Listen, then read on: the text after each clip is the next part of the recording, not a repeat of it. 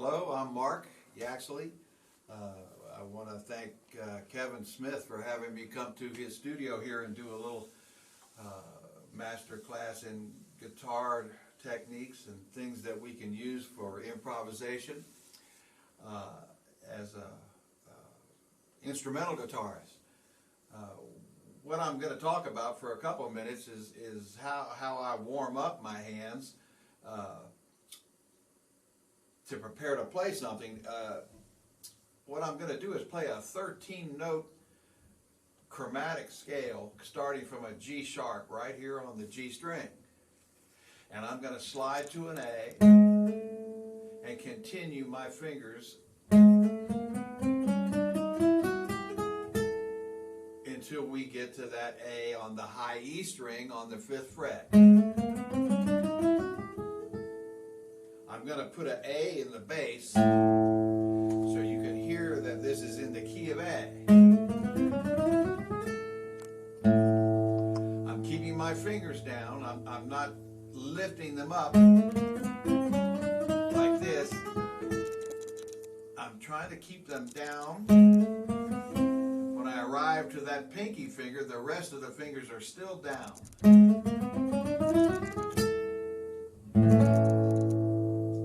Now what I'm going to do is take that 13-note scale and start on a C natural on the G string and do the same thing. I'm going to slide the first 2 notes with the index finger and continue. The last note is a C sharp, which is the 3rd of the A chord. So now we have 2 13-note scales fingered the same way.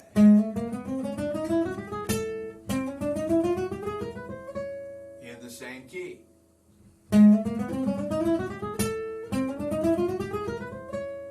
Now I'm going to start on the E flat on the G string. All these scales start on the G string. And I'm going to do the same physics. It just so happens that the last note of this 13-note scale is an E natural, which is the 5th of the A major chord. So now we have 3 scales played the same way on the same grouping of strings.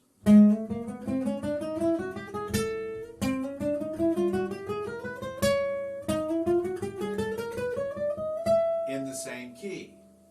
All we've done is play the top 3 strings, the E string, the B string, and the G string with the same chromaticism. 13 notes. 1, 2, 3, 4, 5, 6, 7, 8, 9, 10, 11, 12, 13.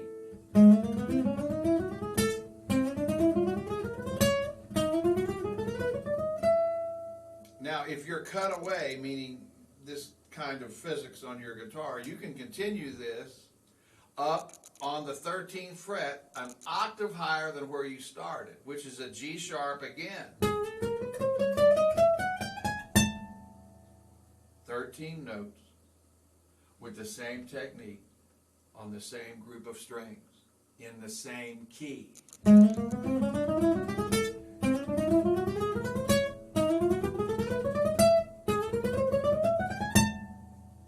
Now we haven't used the bass strings, so I'm going to go here to my low A string and start on the B natural on the 2nd fret and do the same thing as we did before. 13 notes played with the same technique on these 3 strings, the A string, the D string, and the G string. So we're starting on the 9th of the chord, which is B natural.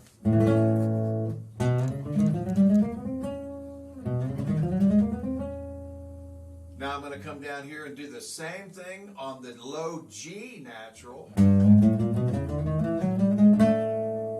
It arrives on the A natural, which is the key we're playing in. So now on the bass strings, there's 2 scales played with the same fingers, with the same technique, on the same group of strings, and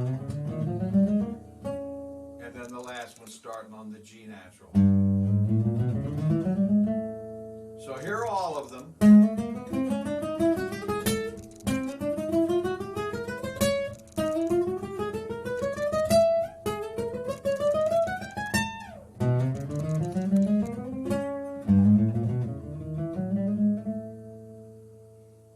What I'm going to do now is maybe go back and forth a little bit with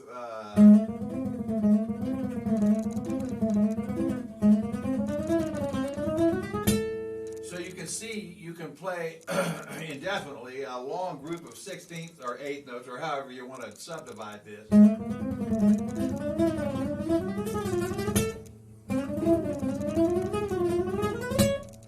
I'm using a flat pick, down up stroke. And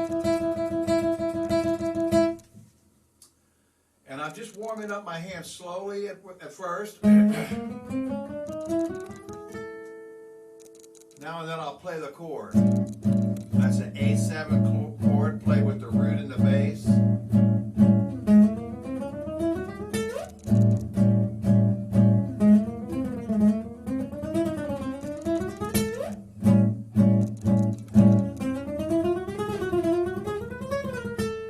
So what's happening, we're always trying to hear the key of A in this situation, in this particular key. I'm just going to improvise some physics.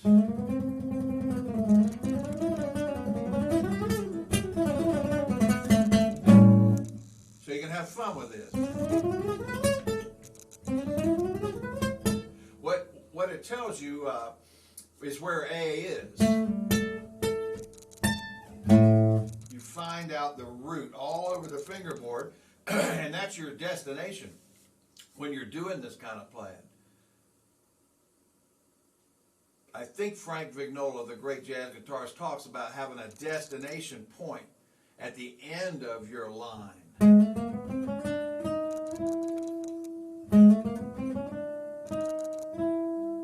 that case, it's an E. So we're thinking this way, where are we ending all this? And of course, you want to keep a steady beat.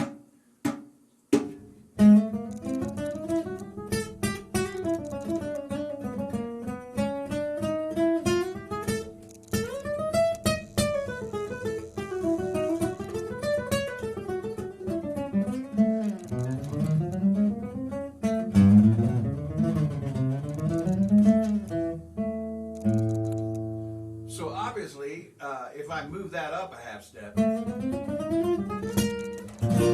I'm in the key of B flat.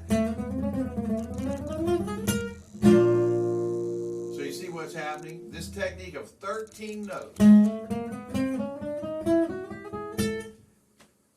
If I scat sing that, I do several kinds of things, but daddle diddle daddle diddle daddle diddle dat, daddle diddle, D-A-D-D-L-E, D-I-D-D-L-E, D-A-T, daddle diddle daddle diddle daddle diddle dat, daddle diddle daddle diddle daddle diddle dat. In conical, it might be taka-dee-me, taka-dee-me, taka-dee-me ta, taka-dee-me, taka-dee-me, taka-dee-me ta. 1E and a 2E and a 3E and a 4. 1E and a 2E and a 3E and a 4. It's that feel. And you can, of course, just keep this moving along in a succession.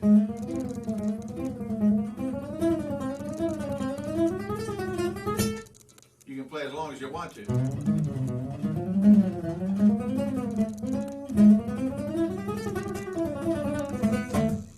You can connect all this.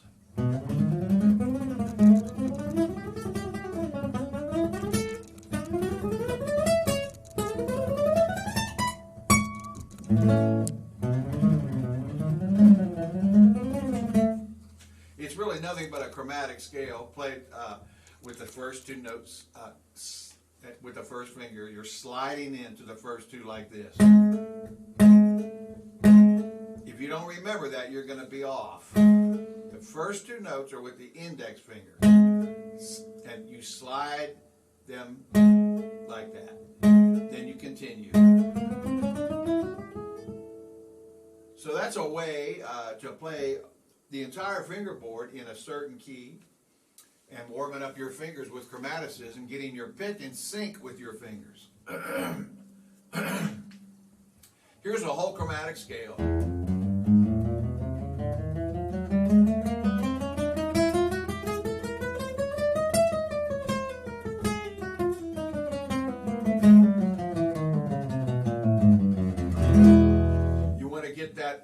where it's real strong and real secure. You don't want to miss any notes. You can swing this and set things like that really help warm you up for playing music. All we're doing is playing this way across the fingerboard on one string and ascending and descending. Let's do something else. Let's go across the strings. I'll pick a key. Here's G major, and I'm going to play a full arpeggio.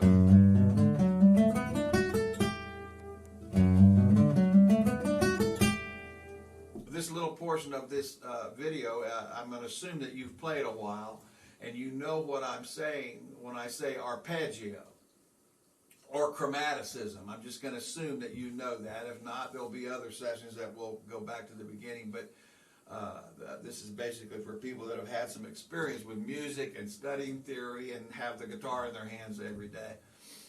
When we play an arpeggio, what that is a scale with notes deleted. This is a scale. This is arpeggio.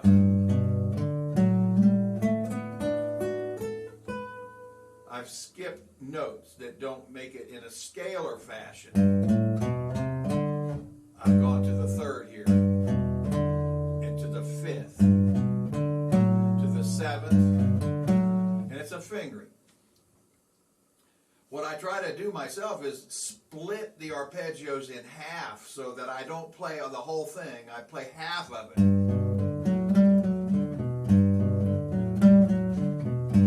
And then I continue.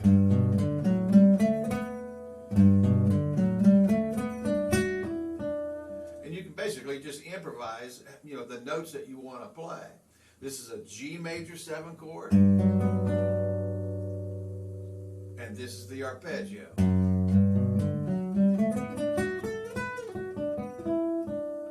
We try to make melodies.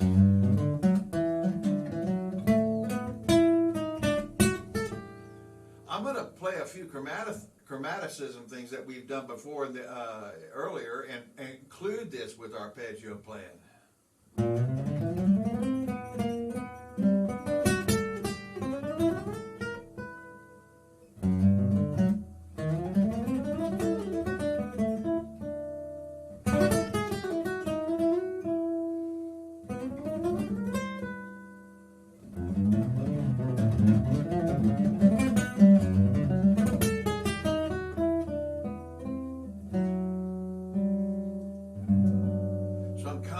Trying to make a musical statement with the devices that we've just talked about.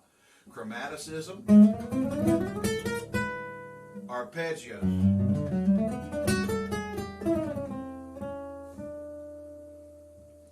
And we're trying to keep a steady beat when we do it.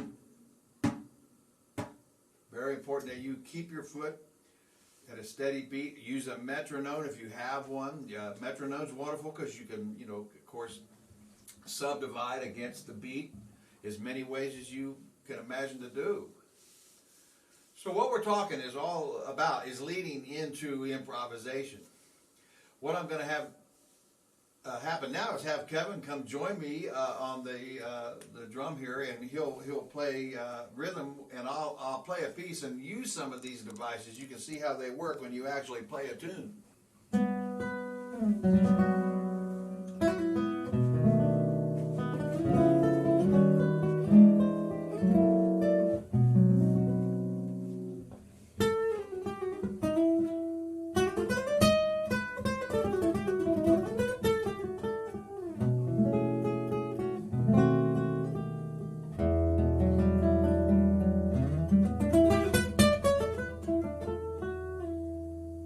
This will be the shadow of your smile. Thank you, Kevin.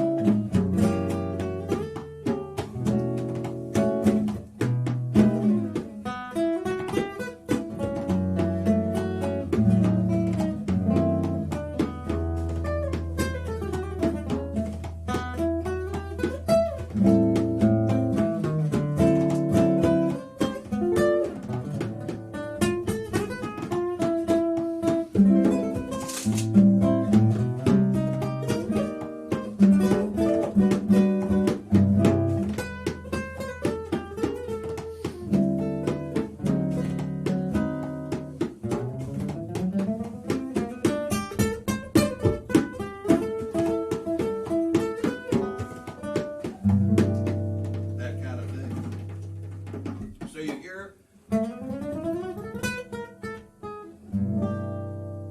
destination point.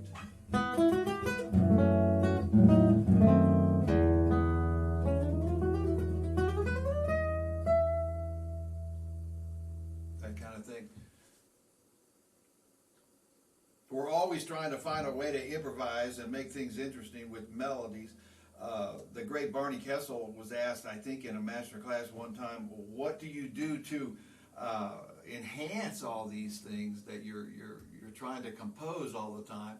And he suggested maybe just playing one chord. I'll go back to G major and sing 4 notes that your ear tells you goes with that chord. And then try to find them. For instance, here's the chord. Ba-dee-ba-da. Maybe trying another range.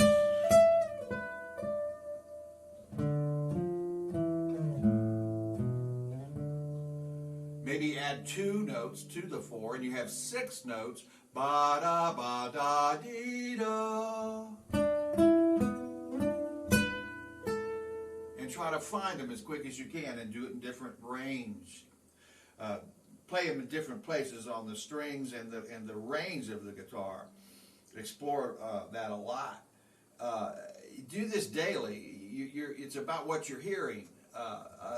Improvisational solo, of course, is what you hear against the time and against the harmony of the chord. It's like basically writing a song very quickly. I love talking to folk players because they write one song and they do it very slowly. And they know about the craft of making a melody happen over the chord changes at a very slow pace. Well, when we're improvising in jazz music, it has to happen very quickly. So doing things slowly is great because you then pick up the tempo. And so studying folk music and learning how songwriters write is very beneficial for you as a jazz musician. You hear, you think, you play. So if you think a picture of ears, then a brain, and then a trumpet with notes coming out of it. Hear, think, play in that order. If you can't hear something that's, well, I don't know what to say about that. You've got to be able to have an ear for composing melodies immediately. So the way into that, if you're new at it, is to do it slow, play 4 notes like Barney says, add 2, and continue as long as you can push the gamut for your melodies. 13 notes is a wonderful way to start. That's a good goal because it's not too many notes, but it's also enough that gives you a development in your line. And that's what, when I say the word line, I'm talking about a line of notes that make a melody.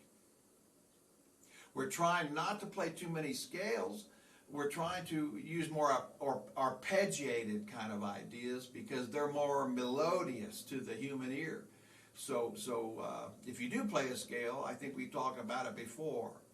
Descend. Here's a descension. And this is not.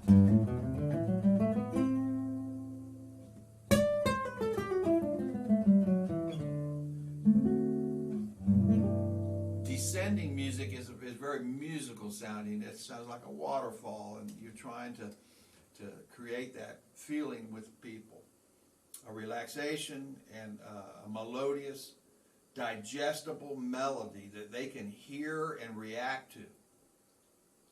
Technique serves that.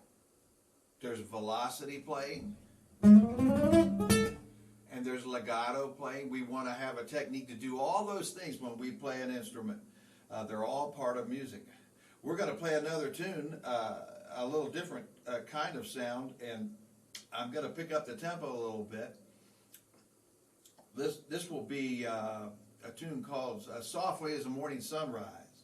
And we're going to have Kevin join me on this, and he'll, I think, probably be playing brushes with this. It's a whole different kind of approach, a whole different style of music.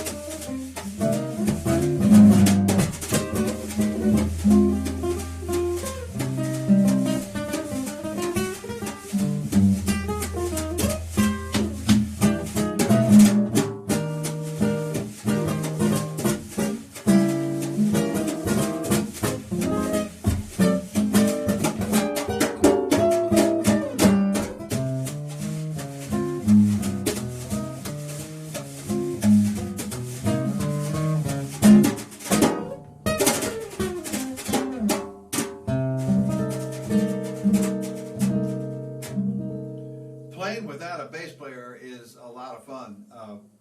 I highly suggest it. You can go anywhere you want with the tune. You can stray away from the form of the song, and wonderful playing, by the way. When he takes his solo, a guitarist can, you can play along with him, and we'll give you a little example of that. It's a lot of fun, a lot of freedom, a lot of improvisation with the rhythm. If I play or hold my hand over the strings, I get a muted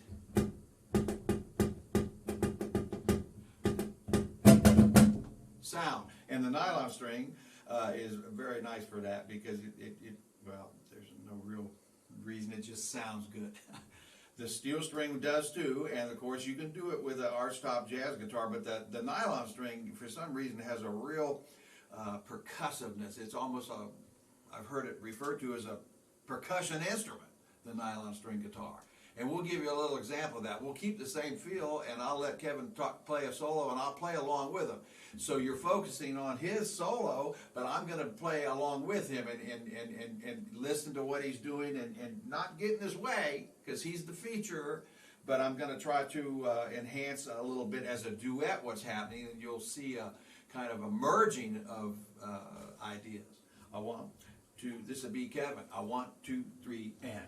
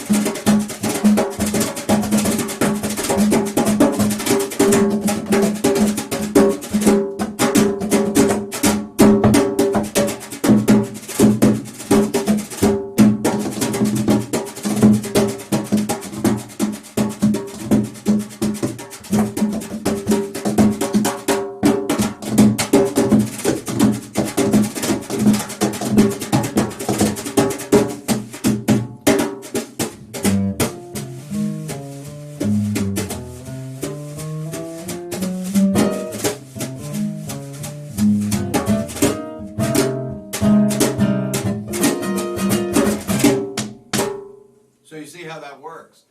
We don't even know where we're going. We just listen to each other, and I highly suggest that as a solo guitarist, you're not held down. Not that bass players hold you down, but you're not restricted in any way.